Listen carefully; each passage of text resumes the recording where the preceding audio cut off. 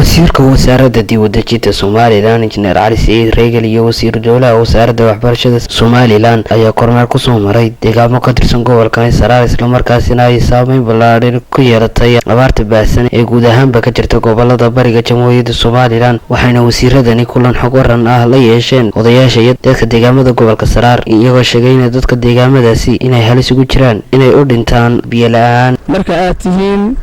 wasiiradii halkan waxaan nahay tuulada Kidliyaal dadka intaas ahaa 300 ee qoys ahaaba yaala waqtiga markaan idinka warmo xagga waayahana adduunyadii waxa noolina waa gabaabs wixii baxayna way bixin nolosheedii waad aragtaa nolol ku nool baa way dhimatay ilaahay baa say noo soo noolayn kara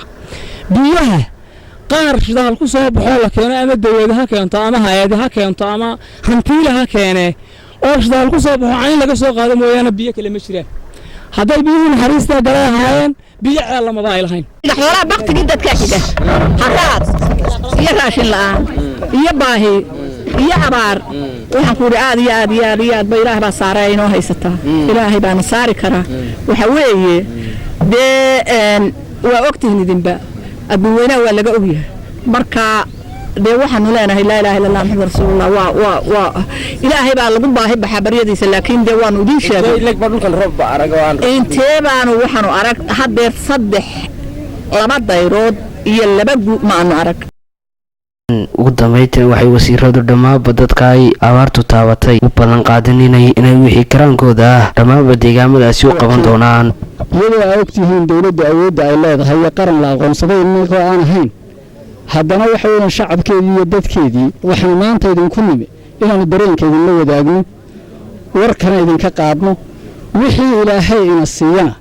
wixii annaga nagu soo beegan ee ilaahay noo dhiibo inaanu shacabka meel kasta uu joogo gaarsiino wax kastaba ha ahaatee waxay la tahay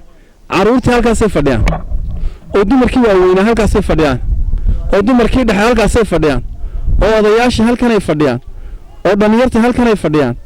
oo madaxdii halkanay fadhiyaan ilaahayna waa raxiim dhibtana wuu naga gacmaha kor wada taaga gacmaha kor taaga waynu ducaysanayna ilaahu dhibta naga dulqaad waxa loo baahan marka hore in ilaahay loo toobad celiyo ilaahay loogu samro kii awalba kala quudin jiray taa uu isku soo qaxiyay ayuunba maantana kala fariisan kara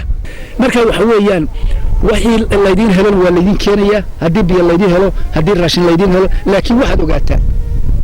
ilaahay ba gacantiisa weyn tahay wax kastoo la soo qaadaa inay dadka wada gaareen waa Cabdiraxmaan Faysal Family Television caalamiga ah ee Bulsho TV magaalada Caynaba xarunta gobolka Saraar